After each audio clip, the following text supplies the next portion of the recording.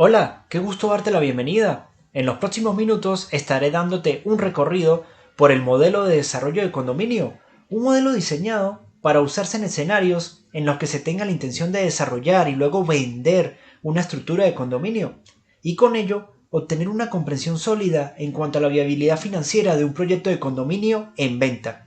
Ahora bien, cuando hablo de condominio estoy hablando de una estructura de propiedad en donde, por ejemplo, un edificio se divide en varias unidades que son de propiedad de los inquilinos, a diferencia de los apartamentos que son alquilados por sus inquilinos. Perfecto, comencemos. Al abrir el modelo observarás a primera vista 8 hojas de trabajo en la parte inferior de tu modelo. En primer lugar, la hoja de versión te va a informar cuál es la versión actual del modelo, te dará información completa de la empresa. Inclusive, si eres nuevo en Acre, te recomiendo que hagas clic aquí para informarte acerca de las mejores prácticas al momento de trabajar con modelos financieros inmobiliarios. Finalmente, te dará una idea de cuáles son los cambios que se han realizado al modelo desde que viste este video y quizás desde la última vez que descargaste el modelo. ¡Muy bien! Te darás cuenta que este modelo es bastante amplio. Así que en primer lugar te aconsejo que tengas clara cuál es la razón por la cual estás construyendo el modelo. En segundo lugar, que tengas una visión sistémica. ¿Cómo tener esa visión? Primero que todo, visualiza las entradas o puntos de partida de tu modelo, que están representadas por fuentes de color azul, como puedes apreciar. En segundo lugar, visualiza los módulos, que están representados por todos los cálculos y funciones de Excel que van a ser utilizadas a lo largo del modelo. Finalmente, visualiza las salidas, que están representadas por todos los resultados e indicadores que te van a permitir tomar la mejor decisión de inversión. ¡Perfecto! Y empiezo por aquí, por la hoja de resumen, en donde encontrarás la información general del proyecto, un resumen de las fuentes y los usos del capital, el tamaño del terreno, los pies cuadrados brutos de la estructura, los pies cuadrados vendibles de la estructura, el número de unidades que va a poseer la estructura, la programación del proyecto, el análisis costo-beneficio y los retornos a nivel del proyecto sin apalancamiento y con apalancamiento. Y finalmente los retornos a nivel de la sociedad. Eso significa que esta hoja contiene toda la información de alto nivel para su revisión. Por esta razón está configurada para ser impresa en una sola hoja con solo hacer clic al botón imprimir. Aquí vas a ingresar algunas entradas como el nombre del proyecto, dónde se encuentra ubicado, el tamaño del terreno donde se va a desarrollar el proyecto y, finalmente, la fecha del inicio del proyecto, que va a determinar las fechas de los flujos de efectivo. Por ejemplo, si ingresas diciembre del año 2022 y nos desplazamos hacia la hoja de flujo de efectivo, vas a observar que diciembre del 2022 representa el punto de partida de la proyección de nuestro flujo de efectivo. ¡Muy bien! Luego vas a apreciar la hoja de entradas que contiene 5 cuadros de trabajo. El primer cuadro de trabajo es el de la programación de las ventas de las unidades de condominio. Aquí vas a ingresar el número de unidades que tienes proyectadas para la preventa, es decir, antes de que los residentes ocupen la propiedad. También vas a ingresar el número de unidades que esperas sean vendidas por mes una vez que el proyecto abra sus puertas. Estos dos valores van a contribuir con el cálculo de los meses hasta agotar existencias, con el cálculo del número de unidades vendidas en el último mes y con la fecha de finalización de las ventas. Y si nos desplazamos hacia la hoja de flujo de efectivo, nos daremos cuenta cómo trabaja este cuadro de programación de las ventas. Me voy a ubicar por aquí, en los ingresos por venta, específicamente en la fila de unidades vendidas. Y te vas a dar cuenta que entre enero del 2025 hasta junio del 2025, vas a observar la programación de las ventas. En enero del 2025 vas a observar las 10 unidades vendidas en el cierre de la preventa más las 5 unidades vendidas por mes. 10 unidades de la preventa más las 5 unidades por mes. Luego vas a apreciar las 5 unidades vendidas cada mes hasta las 3 unidades vendidas en el último mes. 3 unidades vendidas en el último mes. ¡Muy bien! Luego apreciarás el acumulado y porcentaje de las unidades vendidas. Aquí abajo los ingresos por venta, que representan los ingresos de flujo de efectivo producto de dichas ventas. se calcula multiplicando las unidades vendidas en cada periodo por el precio de venta por unidad promedio que aparece en el siguiente cuadro, como puedes apreciar. Ese precio de venta por unidad promedio lo vas a calcular utilizando ambos cuadros, tanto el de unidades de condominio como el del plan estructural del edificio, pies cuadrados.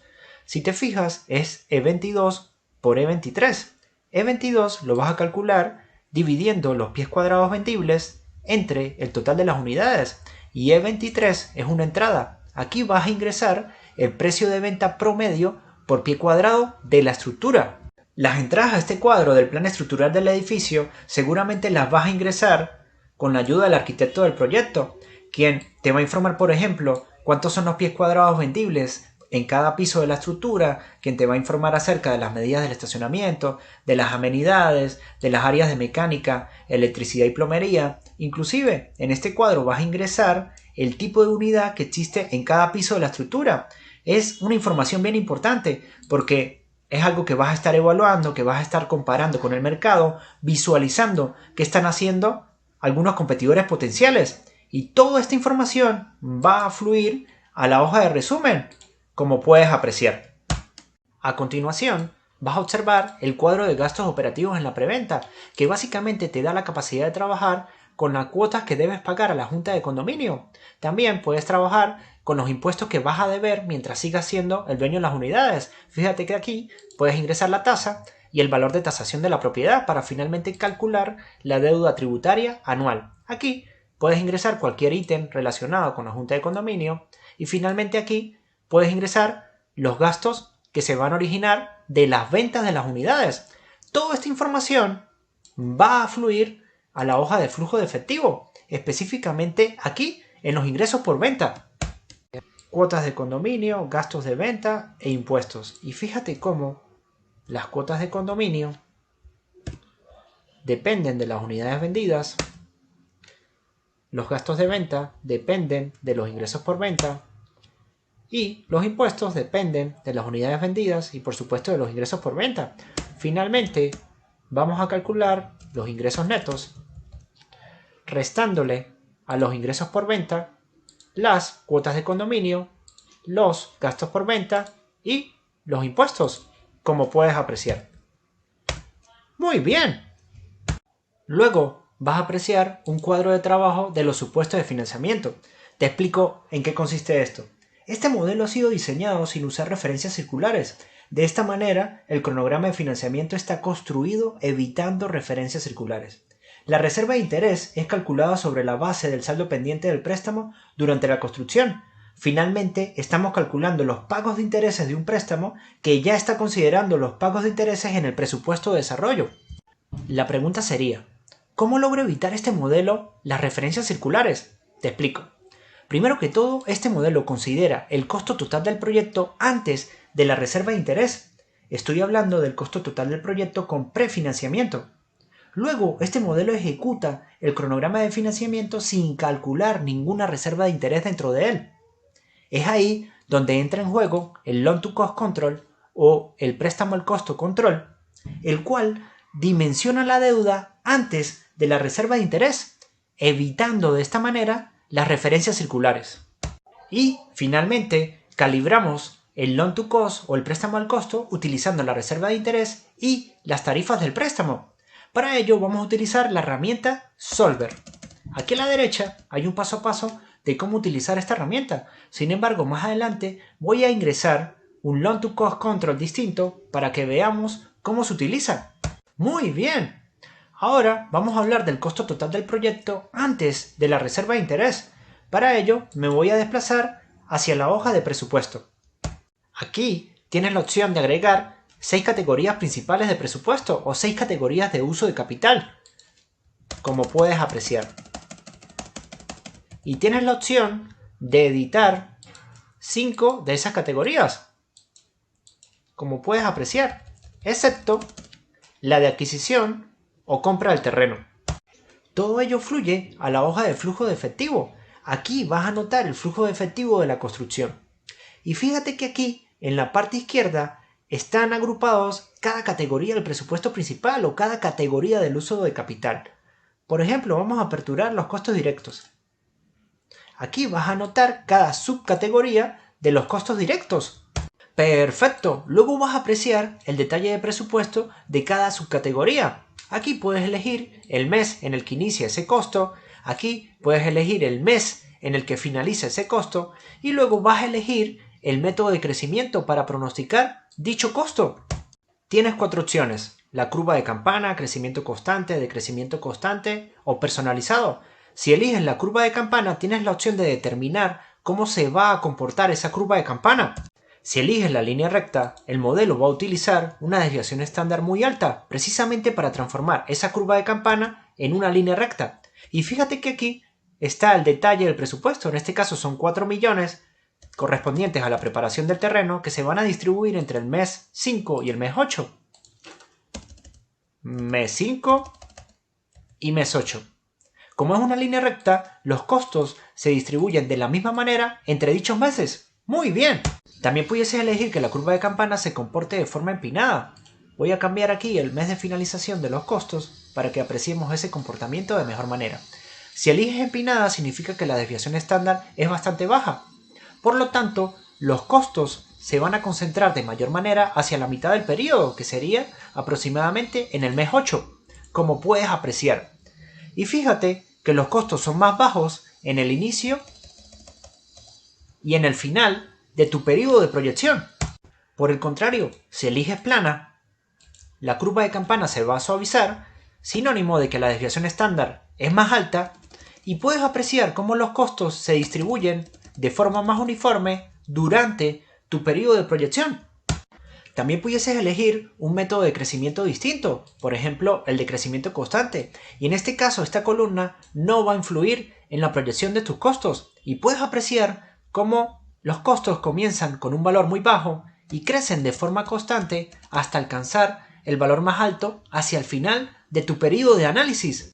Todo lo contrario va a suceder si eliges el método de decrecimiento constante, como puedes apreciar.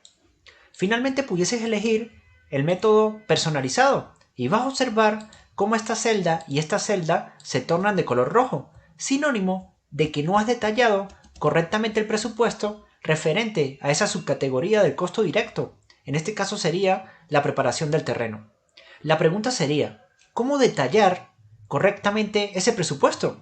Para ello debes dirigirte a la hoja Flujo de efectivo personalizado. Aquí vas a aperturar la categoría con la cual estabas trabajando. En este caso estábamos trabajando con los costos directos. Y vas a notar cómo esta fila está en color verde, indicándote que ese es el presupuesto que debes detallar.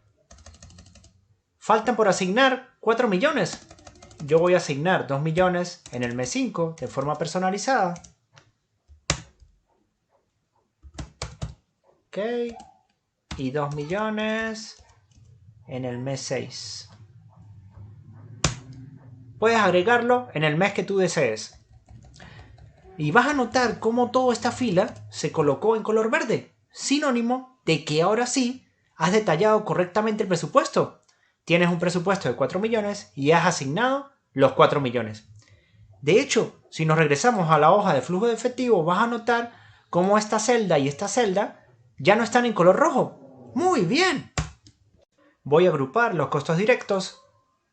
Aquí más abajo vas a conseguir el cronograma de financiamiento, que como te comenté anteriormente vamos a ejecutar sin calcular ninguna reserva de interés dentro de él.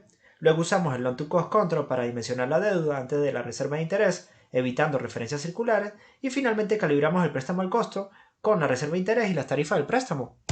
Aquí vas a insertar la proyección de interés. Yo utilicé la curva LIBOR, que básicamente los prestamistas, incluidos los bancos y otras instituciones financieras, utilizan LIBOR como referencia para determinar las tasas de interés de varios instrumentos de deuda. Lo que vas a hacer es sencillamente copiar y pegar en esta fila, como puedes apreciar. ¡Perfecto! Luego vamos a trabajar con los puntos base por encima de la curva LIBOR. Estos puntos base provienen de la hoja de entradas. Aquí, en esta celda, vas a ingresar los puntos base por encima de la curva LIBOR. Aquí vas a ingresar el piso de esa tasa de interés, el tope de esa tasa de interés, también vas a ingresar el barrido efectivo que va a contribuir con el balance acumulado de la deuda. Y finalmente vas a calcular la tasa de interés real. ¡Perfecto! A continuación apreciarás las tarifas del préstamo, que aparecerán una vez que comience el financiamiento con deuda, como puedes apreciar. ¿Ok? Luego vas a observar el interés acumulado o reserva de interés, que va a ser calculado, por supuesto, tomando en cuenta la tasa de interés y el saldo pendiente del préstamo, en este caso llamado balance acumulado. ¡Perfecto!